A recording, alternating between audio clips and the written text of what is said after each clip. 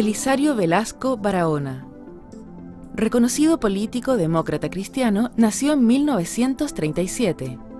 Como militante, llegó a ocupar el cargo de secretario general durante la presidencia de Bernardo Leyton, viviendo todo el proceso de transformaciones internas de la democracia cristiana.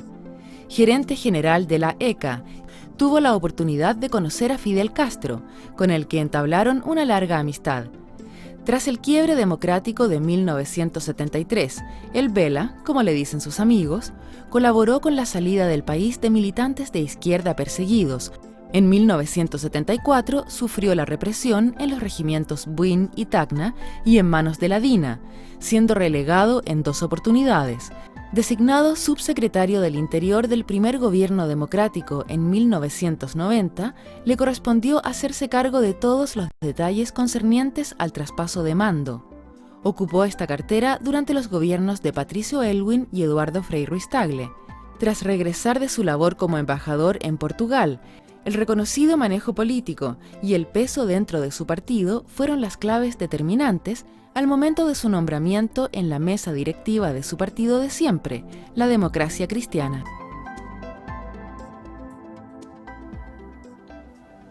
Belisario, hola, mucho gusto que estés en este programa. Te agradezco que vengas a compartir con nosotros algunos de tus secretos, porque tú en definitiva eres el hombre de la transición. Fuiste subsecretario del Interior en el gobierno de Aylwin y en el gobierno de Frei por casi 9 años. Y fuiste el primer funcionario que entraste a la moneda después de 17 años. ¿Cómo fue tu experiencia? ¿Cómo viviste esa situación?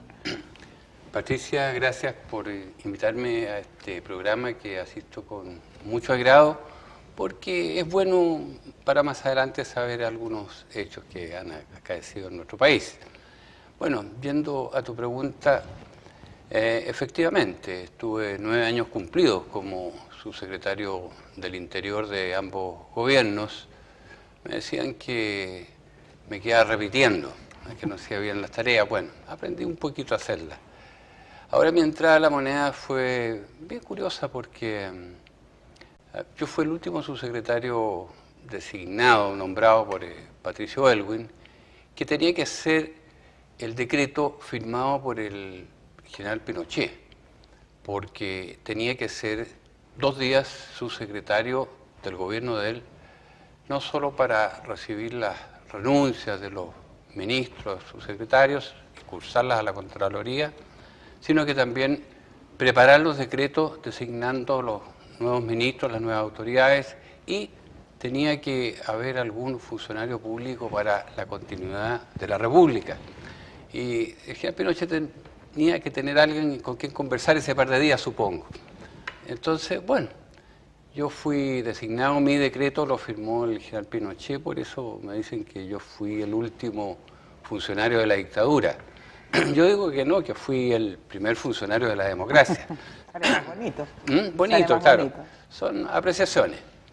Pero la entrada misma fue bastante especial porque el día 9, que ya se producía mi ingreso y asumía como subsecretario, llegué, recuerdo, en un taxi a La Moneda, en un Fiat 125 del año 73, con el que iba a ser mi jefe de gabinete y con una periodista, la Jimena Gataz.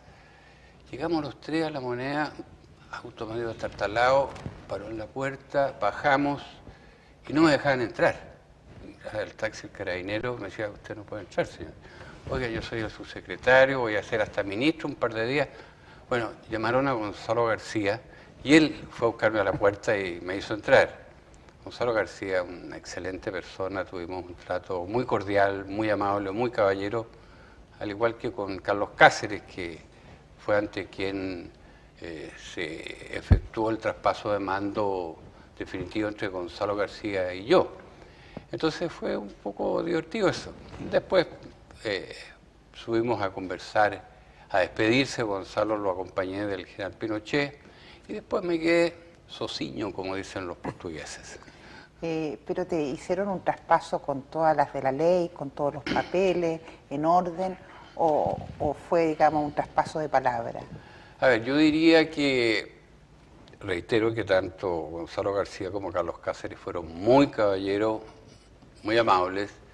Me hicieron una entrega formal de la subsecretaría y del ministerio, Claro. porque yo asumía los dos cargos, con carpetas diciendo que era cada departamento. Pero cuando yo pedí las carpetas, no había ninguna. Los archivadores estaban vacíos. La verdad que el Ministerio del Interior era una institución que no tenía memoria. Entonces, bueno, partimos de cero. Y eso se pudo apreciar después con el correr del tiempo.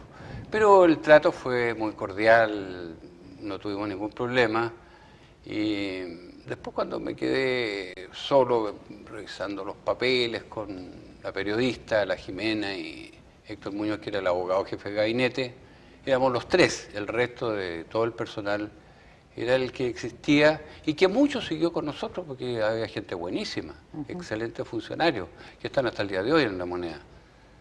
Y bueno, al día siguiente me tocó ya un par de reuniones solo con el general Pinochet, que conversamos un rato. Y bueno, pero tú habías sido un opositor terminante a su gobierno, tú fuiste uno de los que firmaste, uno de los 13 demócratas cristianos que firmaste en el 73 de septiembre un rechazo pleno a ese movimiento, mientras que otro grupo demócrata cristiano avaló de alguna manera ese golpe, como fue de hecho Frei Montalva. Mire, Patricia, yo creo que eso es historia y es verdad, fue en parte así, pero mirado ya después de 30 años atrás, uno entiende las pasiones, lo que había en ese momento en el país. Era una situación que ya se debe haber discutido bastante en este programa, así que no me voy a referir a ella. Pero efectivamente yo fui uno de los 13 con Bernardo Leighton, Renan Fontealba, Andrés Elwin, Claudio Huepe, Mariano Ruesquide y otros, que firmamos un documento el día 13 de septiembre condenando categóricamente el derrocamiento de Allende y señalando nuestros puntos de vista al respecto, que están contenidos en el documento. Después, bueno, eso naturalmente definió una postura no solo del grupo, sino que personal respecto a la dictadura militar. Y luego me hice cargo a los 2-3 meses de la radio Balmaceda. Fui el director gerente de la radio Balmaceda. ¿Que le trajo más dolor de cabeza al gobierno militar? Algunos parece, porque fui clausurado 6 veces, fui relegado 2 veces, preso otras 3. Entonces, bueno, parece que... ¿Qué sentimientos encontrados tuviste al estar al frente del, comillas, como dices tú, dictador? Y eso que tú habías trabajado con una de sus hijas, con Lucía. Efectivamente, trabajé con Lucía 2 años más o menos, cuando yo era gerente de la empresa de comercio agrícola, la ECA. Ella fue mi secretaria, muy eficiente, muy leal, muy discreta. Solo tengo palabras de encomio para los 2 años que estuvimos trabajando. Y veo una amistad que hemos mantenido a través de los años, hasta hoy día, aunque hace algo... Incluso bajo el gobierno militar podías tener acceso a traspasar información, a buscar que se morigeraran las cosas. Bueno, eso de traspasar información o hacer conducto, no, está un poco... Bueno, pero sí, efectivamente, hemos mantenido siempre una amistad, aunque ahora hace 5 años que no la veo. Pero sí me sigo sintiendo amigo de ella.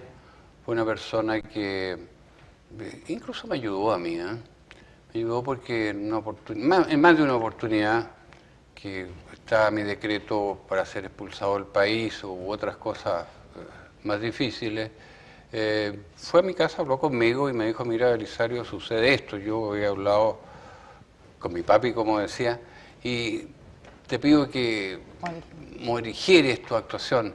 Recuerdo una muy especial después del año 1980, después de la Constitución del 80, que hice varias declaraciones igual que muchas otras personas. Y llegó a decirme: oye, por favor, no hagas más declaraciones, porque si no te van a expulsar del país. Yo le dije: mira, bueno, no hago más si no quiero ser expulsado del país. Ya había estado 2 veces relegado, sí, 3 veces preso, Maipo, Buí, en Regimiento Rancagua, comunicado. Entonces, bueno, tenía 4 hijos pequeños que crecían y, bueno, había que estar cerca de ellos.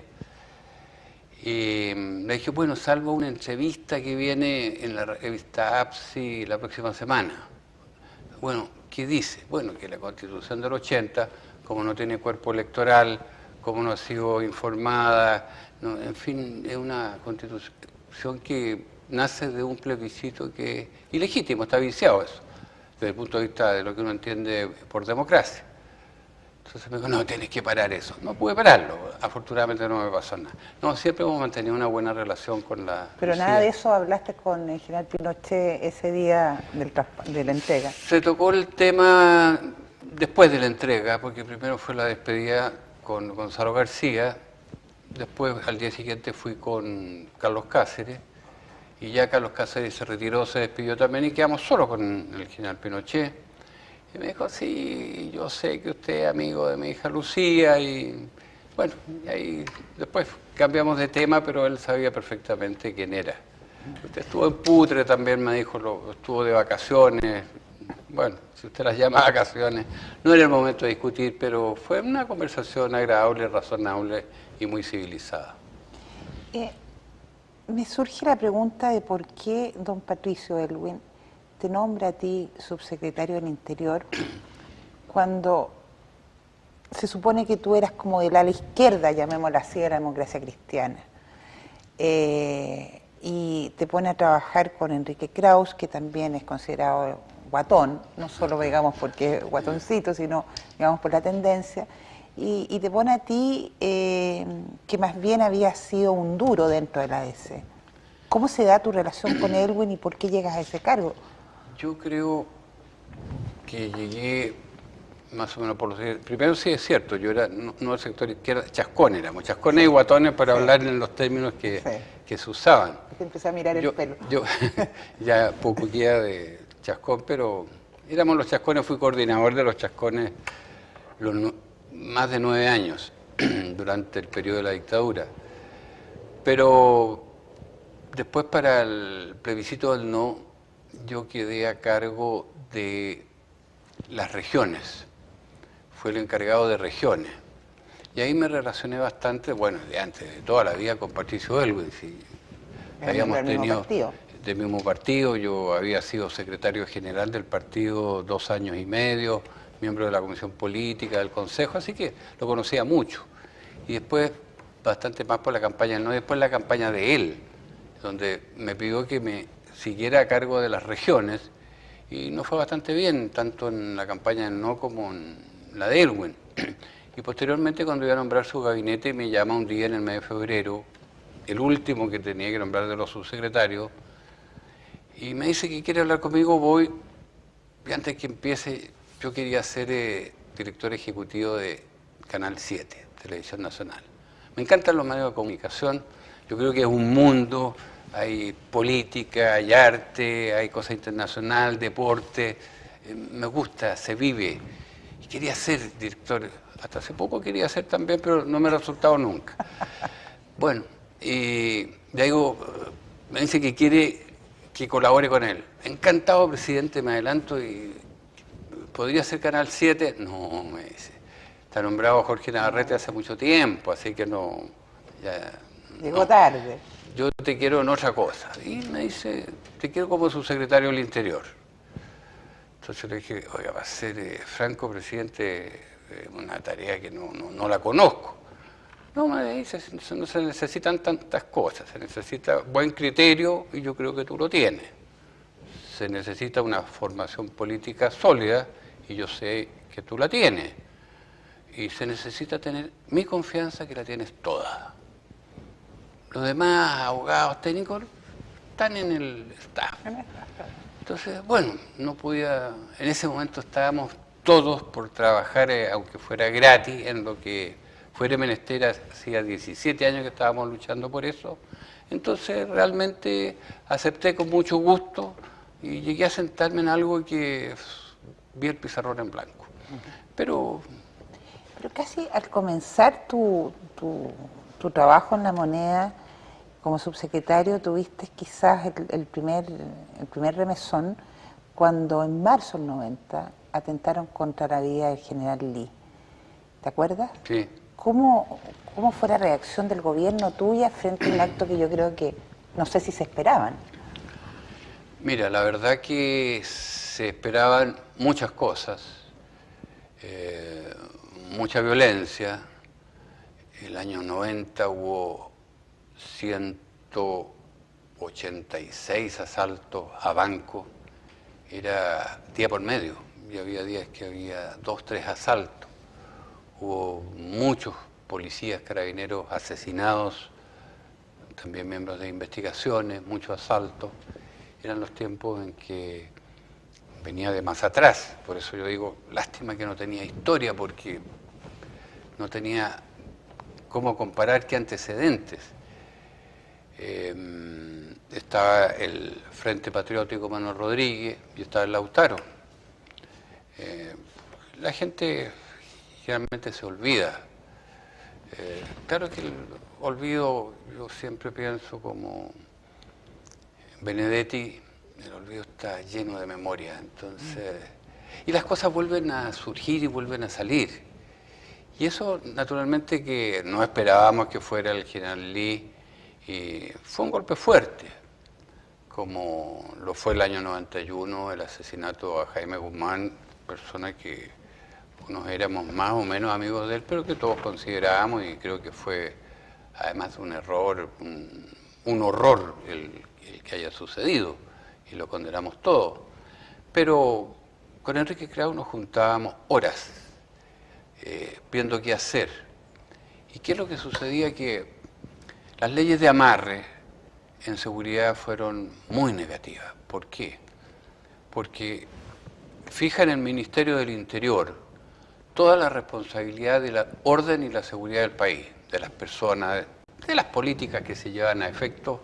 La seguridad es una palabra bastante amplia. Entonces, responsable el ministro y el subsecretario del Interior. Y la fuerza estaba en otra parte. Y los brazos para poder actuar estaban en el Ministerio de Defensa, porque tanto Carabineros como Investigaciones, que tenían planas mayores designadas absolutamente por el general Pinochet, dependían del Ministerio de Defensa. Los otros organismos que de alguna manera estaban relacionados también dependían de otros ministerios, de Gendarmería, de Justicia, y el Ministerio del Interior no tenía nada, absolutamente nada. Yo no podía dar una orden para pedir antecedentes porque no existían, pero responsables públicamente y ante el país éramos nosotros. Entonces, la verdad que no fue fácil montar en menos de 3 años todo lo que se hizo y que el Frente Patriótico se disolviera, y el Lautaro también, y detener a la mayoría de los cabecillas irresponsables. Se dice que tú armaste justamente por esta razón que has explicado muy bien, tuviste que armar una especie de sistema de inteligencia al interior del ministerio, antes de que se llevara a cabo oficialmente con la llamada oficina. Y se dice que para ti fue fácil reclutar a una cantidad grande de antiguos conocidos en el tiempo del gobierno militar para conseguir información y lograr terminar de una manera con el flagelo del terrorismo. ¿Cómo fue ese proceso? ¿Es cierto, en primer lugar, lo que yo te estoy preguntando? Pues aquí se habla de rumores, entonces yo, como estaba en un programa histórico, quiero que me lo reafirme o me lo rechace. No, la verdad que yo tuve relación durante el periodo de dictadura con mucha gente de izquierda, comunistas, con el MIR, con socialistas, en fin, con gente que era perseguida por los servicios secretos del gobierno militar. Y a raíz de eso, yo estaba de director de Radio Balmaceda, conocí muchos informes e incluso llegamos en oportunidades cuando era detenida una persona, incluso periodistas, bueno, para qué voy a dar nombres, pero lo que yo hacía era, con mi propia voz, para no comprometer al locutor, decir a tal hora, en tal parte fue detenida la periodista tanto, en un auto, en fin, y daba todos los detalles. Entonces, eso me abrió mucho hacia sectores de izquierda, y de ahí formamos un movimiento que se llamó Límite, que se llamó Límite porque se trataba de aquella gente que estaba en el límite, sacarla del país o meterla a una embajada, porque el límite era que si era detenida podía ser o presunta desaparecida en aquel entonces, hoy desaparecido, o muerto, de frentón. Entonces formamos un equipo chico que terminamos asilando o sacando al país entre el año 74 y el 80 que trabajé en eso, más o menos a unas 50 y tantas personas. Y me relacioné mucho, también sacamos gente del MIR, tenía buenos contactos. El Frente y el Lautaro nacieron después, pero conocía a mucha gente. Entonces era una tarea persuasiva la que realizaba a través del Ministerio del Interior. Yo no recluté personalmente gente de ese sector, sino que lo que tratamos fue de formar equipos de trabajo con gente regular. Sí tuve informantes. Informantes tuve muchos, no uno. ¿Pagado la subsecretaría? Mira, una vez el diputado Alamán me acusó en la Cámara de que el señor Lenín Guardia era informante mío. Sí. Entonces me acusó en la Cámara de eso. Yo llego al día siguiente a La Moneda y había 30, 40 periodistas, como era habitual en ese tiempo, había más que ahora. Entonces me preguntan, bueno, pasaron a la mesa, ¿efectivo que el señor Lenín Guardia es informante suyo? Yo dije, sí. Bueno, ¿pero cómo? Pero por supuesto yo soy subsecretario del Interior, no de un movimiento familiar cristiano. Mi obligación es estar debidamente informado y tomar las medidas para evitar que suceda otro hecho lamentable como el de Jean Lee o el de Jaime Guzmán o el secuestro de Edwards. Entonces esa era mi obligación, para cuyo efecto yo tenía la obligación de estar informado. Entonces tenía muchos informantes. Yo había sido secretario nacional de la Democracia Cristiana, 2 años y tanto. Conocía el país entero, tenía informantes que no necesitaban un centavo, sino que sabían algo y llamaban o me hacían llegar la información.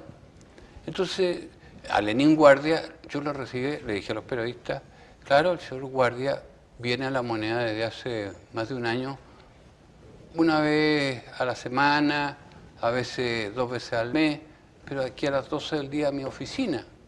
¿Cuál es el delito? Yo no le pago. Él colaboraba conmigo más que en datos, en análisis, porque era un buen analista de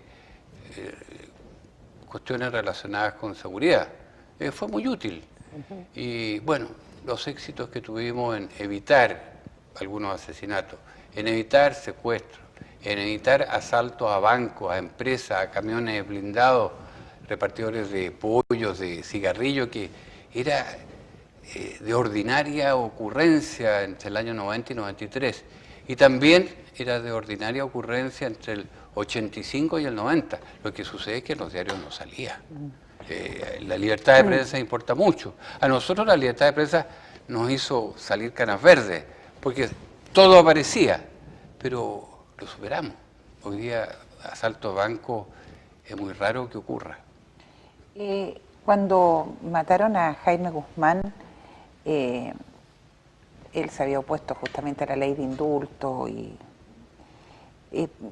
hubo una mirada, mirándolo desde ahora, como que Belisario Velasco, con todo este aparataje que tú bien explicas, que era necesario, lograste en definitiva encontrar los culpables. Pero hubo movimientos culpando a otras personas que venían también de parte del gobierno. ¿Cómo se entiende ese doblez, llamémoslo así? Bien, lo que sucede es lo siguiente. Dije que no teníamos absolutamente nada, ningún brazo para actuar cuando había un delito. Tampoco había una inteligencia para prevenir los delitos. Los brazos para actuar después, la inteligencia para prevenirlo, que es lo importante en todo orden de cosas.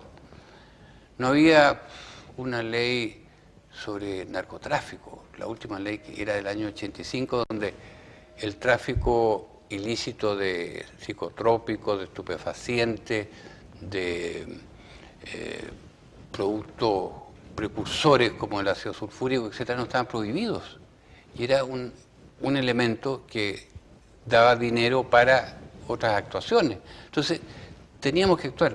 Primero, el primer día no sabíamos, es verdad, pero ya el par de meses sí que sabíamos bastante y propusimos al Congreso una ley para crear una institución dependiente del Ministerio del Interior, donde tuviéramos un equipo de inteligencia, pensando lo que sucedía, y además que tuviera algunas facultades para actuar.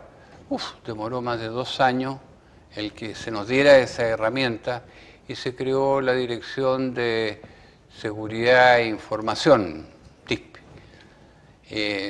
Un organismo que empezó a reunir los antecedentes, analizarlo, computarizarlo y ver cómo se comportaba en los hechos, qué sucedía después de tal cosa. En fin, nos sirvió muchísimo. ¿No tenías ninguna posibilidad de usar la información de los servicios de inteligencia de las Fuerzas Armadas? No me estoy refiriendo a la DINA, sino a los servicios de inteligencia del Ejército, de la Marina. No, institucionales. Claro, la DINA ya había sido disuelta. Claro, y o la CNI. Y la CNI también, sí, afortunadamente, había sido disuelta 6 meses antes que asumiéramos. Por eso digo, el Ministerio del Interior antes tuvo la DINA y tuvo la CNI, el Ministerio del Interior. O sea, está en la moneda la mente que dirigía esos organismos. Cuando llegamos nosotros, afortunadamente, no había nada. Entonces, claro, existía la inteligencia en Carabineros, en investigaciones y en las Fuerzas Armadas, que es una excelente inteligencia, pero no nos dan ni la hora. Entonces, de acuerdo al artículo 33 de la Constitución, hubo que estudiar la Constitución del 80 mucho, la sabíamos de memoria, yo por lo menos toda la parte que tenía que ver con eso. Descubrimos que hay un artículo que faculta al presidente de la República cuando hay más de alguna materia que es de importancia nacional, diseminada en distintos ministerios e instituciones. Entonces se dictó un decreto diciendo que todas las que tuvieran que ver con seguridad iban a depender del Ministerio del Interior. Sorpresa para muchos. Pero eso nos sirvió para que se citara por parte del Ministro del Interior, Kraus en aquella época, a los comandantes, o a los generales responsables de las instituciones, y se formó lo que se llamó el Comité de Inteligencia, que se reunía toda la semana, presidía el Ministro del Interior o en ausencia de él yo. La verdad que lo presidía habitualmente yo porque, claro, el Ministro del Interior tenía muchas otras tareas, pasaba bastante de vicepresidente de la República, entonces el que seguía la cosa de seguridad era yo. Entonces, por una parte, empezamos a tener una información ya real, lenta al principio, pero una vez ya que tuvimos generando confianza, tratos muy agradables con porque generales. El objetivo era común. Era el mismo. Era eliminar el terrorismo. La verdad que la seguridad es básica en un país y le interesa a todo el mundo. Es decir, una cosa, fines de los 94, 95, cuando empezaron las inversiones importantes en Chile, los grandes inversionistas iban al Ministerio de Hacienda, al Banco Central, y después iban a la Subsecretaría del Interior. Me dicen, señor subsecretario, ¿cuántos asaltos hay a bancos en este país? Mire, 7 a la semana, no, al año. Antes teníamos, pero ahora 7 al año más o menos. Le estoy poniendo más que menos. Bueno, pero en Argentina hay tanto, en Perú tanto, en Venezuela tanto, en Colombia para qué decir. Bueno, ¿cuántos secuestros hay? Mire, la verdad que hemos tenido secuestro 1. ¿Cuándo? Bueno, hace 3, 4 años. No hay secuestros, no.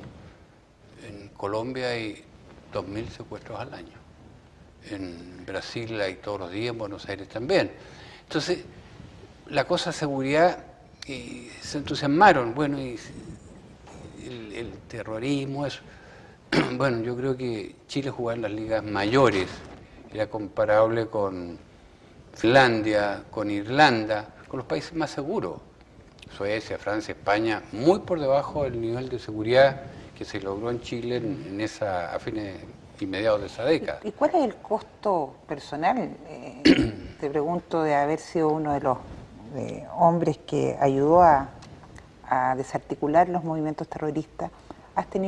Tuviste muchas amenazas de muerte, porque tiene que tener un costo asumir una responsabilidad tan difícil como esa.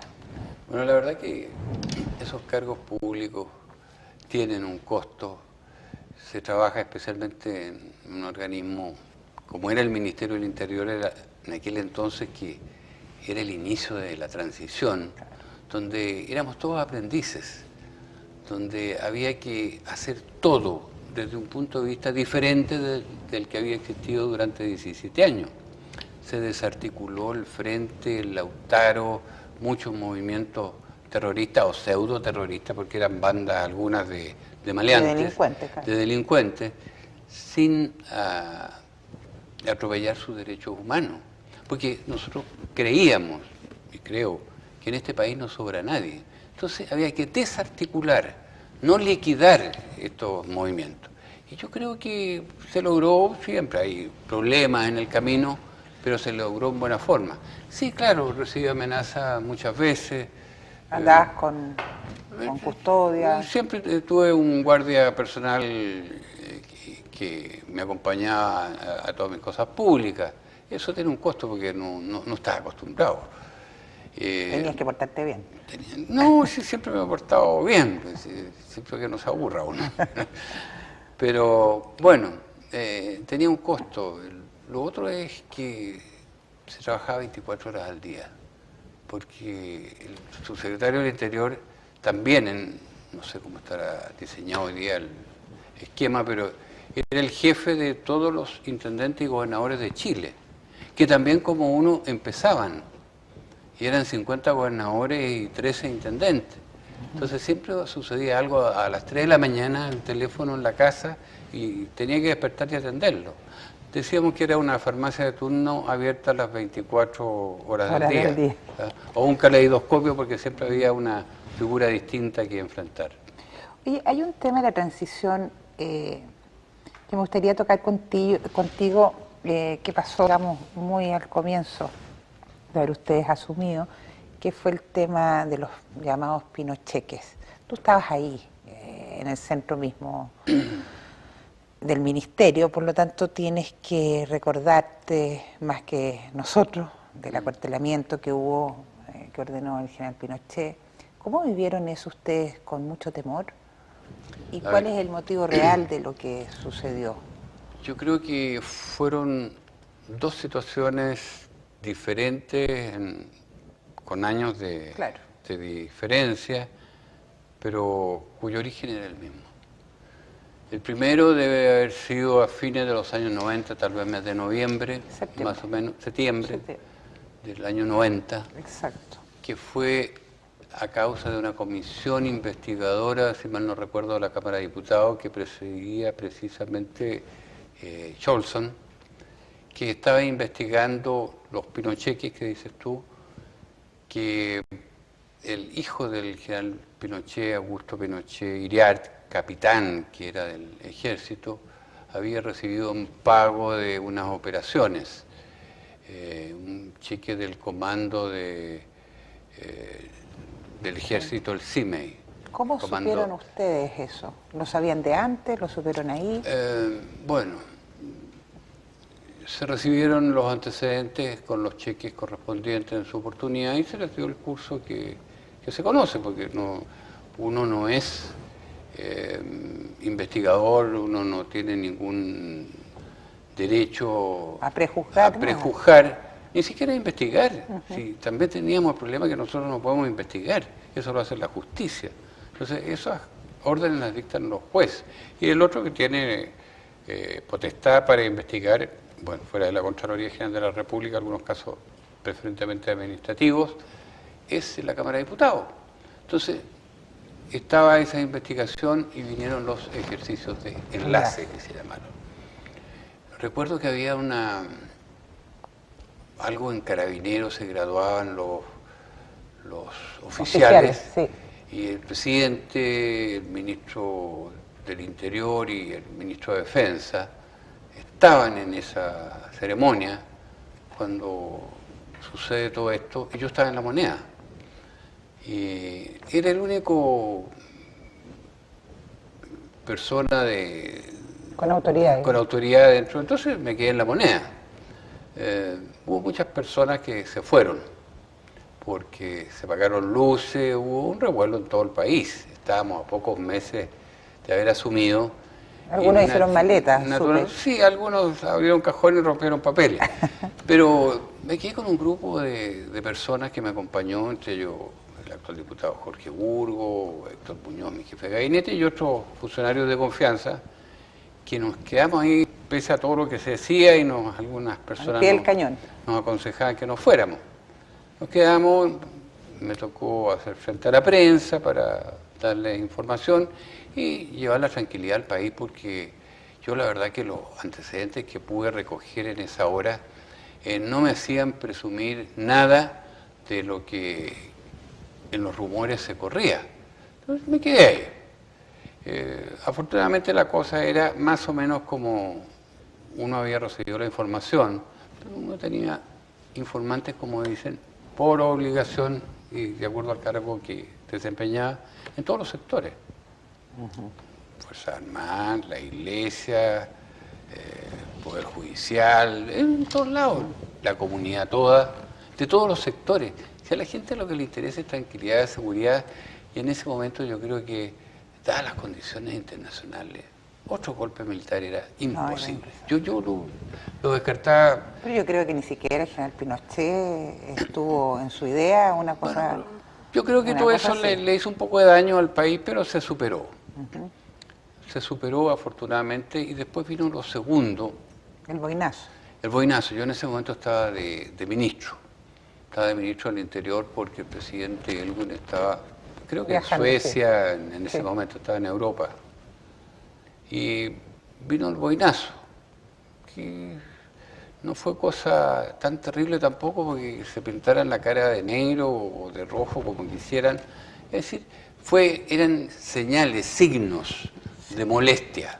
¿Y cuál era el motivo? El motivo nuevamente eran los cheques que había entregado el CIMEI del Ejército, del Comando de Inteligencia, Información e Ingeniería. Pero tengo entendido también que la razón de fondo puede haber estado esto de los cheques, pero también eran los juicios a los militares que no paraban, digamos, y que no había ningún intento de cooperar a generar una ley de amnistía o una ley de indulto que permitiera morigerar las cosas. Sí, yo creo que... Por lo menos esa es la posición... Sí, eso está dentro de lo que sucedía en ese momento, cuando se hablaba del olvido, de la amnistía, y, como te decía, el olvido tiene muchos recuerdos. Está lleno de memorias, claro.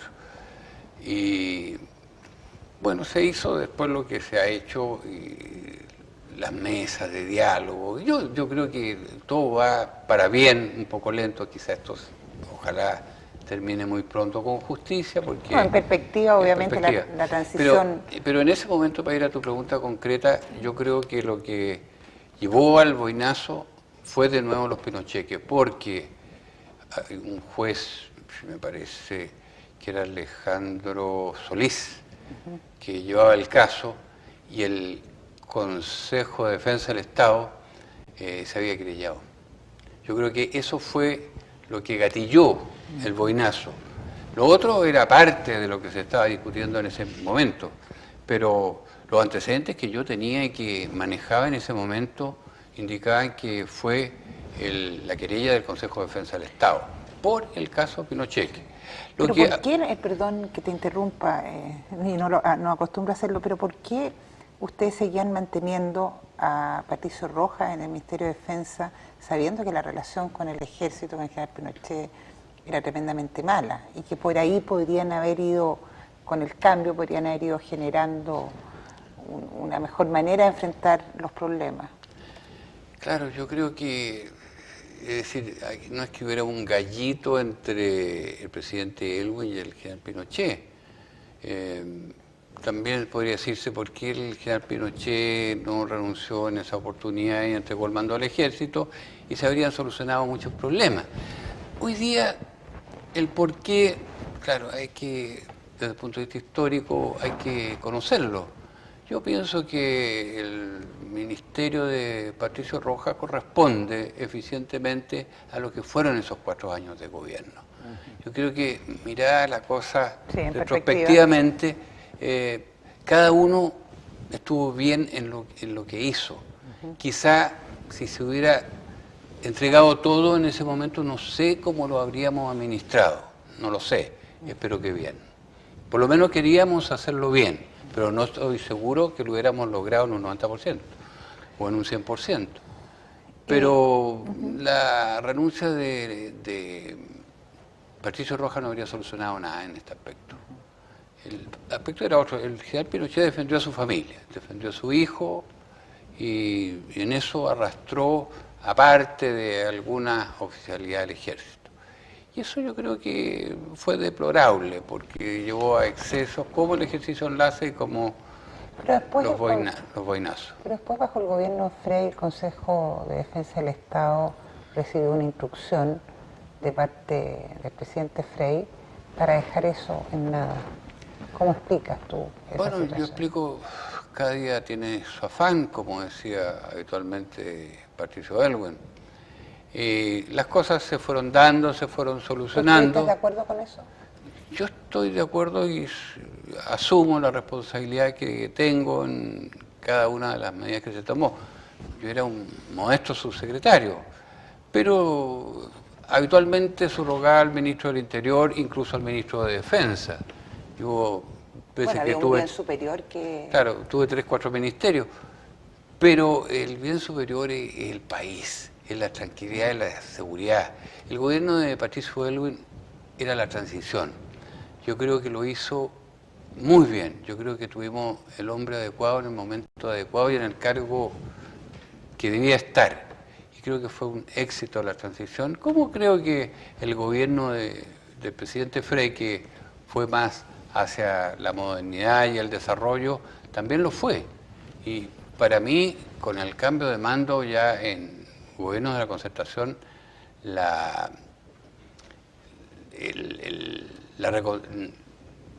restitución a la democracia, todo eso está Sí, para ti la transición está... La transición está hecha para mí, que hay que modificar algunas leyes, sistemas de elecciones.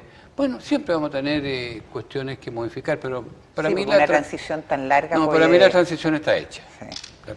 Quedan algunas cosas pendientes, pero nacerán otras. Entonces no... Oye, quiero cambiar un poquito de tema e irnos a Cuba, porque he leído que tú fuiste, o eres, muy amigo de Fidel, que lo conociste por allá por el 65, 67, y cómo surgió el tema de mejorar las relaciones, es decir, de reanudar relaciones, por lo menos a un nivel consular, creo, bajo el gobierno de Aylwin, y cuál fue tu papel en esa situación. Aquí has dicho 2 cosas distintas. Una es verdad, yo fui el año 66-67 a Cuba, enviado por el presidente Frei Montalva y por el canciller Gabriel Valdés. Existía un bloqueo a Cuba dictaminado por la OEA y impulsado por los Estados Unidos, donde se estableció bloqueo y a Cuba no llegaba mercadería de ninguna especie. Y se recibió en aquel entonces una carta de Evaristo, que era obispo de La Habana, pidiendo que se le vendieran comestibles, que por favor los países latinoamericanos cooperáramos, porque el que estaba sufriendo mucho era el pueblo. Entonces, yo era gerente de la ECA en ese tiempo, todavía no era secretaria mía, la Lucía fue después. Me trasladé a Cuba, fui a Cuba, y bueno, me recibió Fidel Castro, que conocí en aquel entonces. Hicimos algunas operaciones donde vendimos frijoles, cebolla, ajo, ya estaba, vinos. ¿Directamente o hacían algún...? No, directamente, de Puerto Chileno a La Habana, y donde el presidente de la SNA de aquel entonces, don Luis Marín, También participó en las operaciones David del Curto, que era el dueño de una empresa muy grande, Engel y compañía, en fin, varios, y también campesinos de lo que era la reforma agraria. Se exportó mucho poroto, mucha cebolla, mucho ajo, y eso me conocía a Fidel en esas lides. Pero yo no exporté nada, era a través de particulares y de la... De la ECA. No, la ECA no, la CORA. La SOCORA, la Sociedad Comercial de la Reforma Agraria, más algunas cooperativas particulares, más algunos exportadores privados. Entonces, ahí conocí a Castro. Después que asume el gobierno de la transición, Patricio Aylwin, bueno, la idea era reanudar relaciones con todos los países del mundo. Acuérdate que en Chile había varios países que habían retirado su embajador, Italia, Portugal, por citar dos países que hoy día pertenecen a la Comunidad Europea, democráticos de siempre, bueno, y muchos más. Estábamos muy encerrados. No solo Cuba, sino que muchos otros. Entonces la idea era abrir relaciones con todo el mundo, y entre esos estaba Cuba. Yo no volví a Cuba porque no me correspondía, yo estaba en el interior. ¿Y si tú no hiciste no, nada, contactos? Absolutamente ninguno. Ninguno, nada.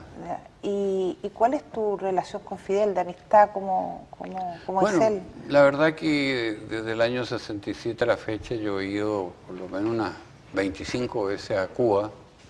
He estado de las 25 por lo menos 18 veces con Fidel, horas, porque las reuniones con él no son de 10 minutos, son de varias horas, y son muy cordiales, pero no tienen que ver con negocios, sino que discutimos política contingente que afecta a Cuba, que afecta al mundo. ¿Le reconoce algo de positivo al general Pinochet? ¿Yo? ¿Fidel? No, Fidel. No, yo creo que tú sí. Sí, y fíjate que Fidel, independientemente de que abomina del general Pinochet, yo creo que es recíproco, así que estas cosas generalmente lo son.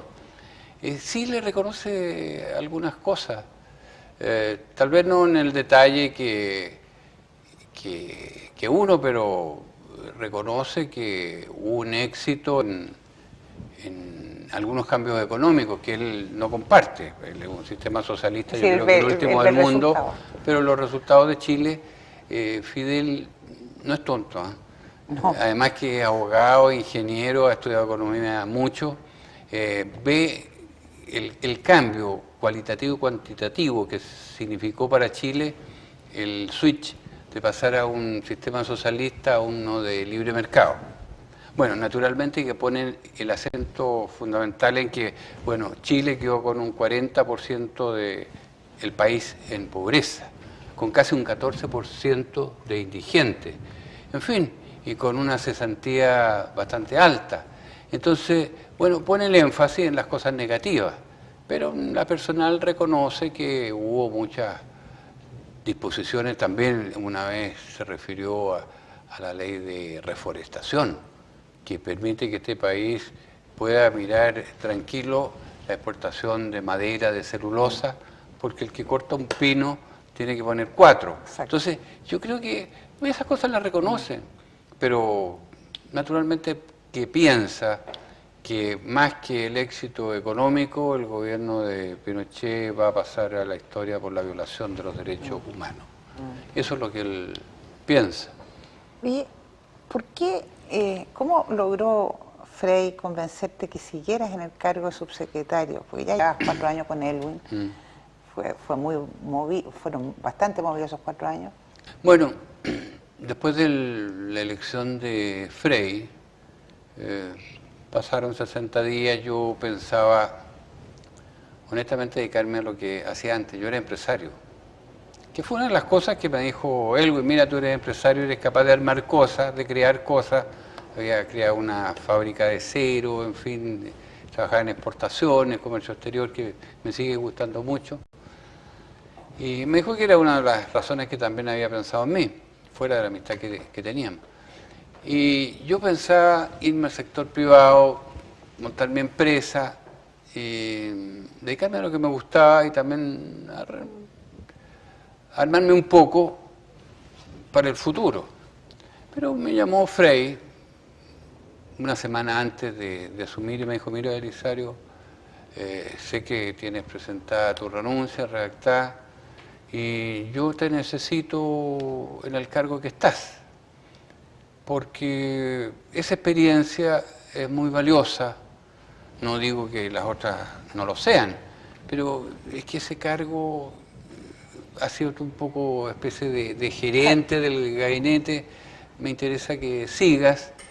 Le dije, bueno, 1 año, 2 años, bueno, después vemos.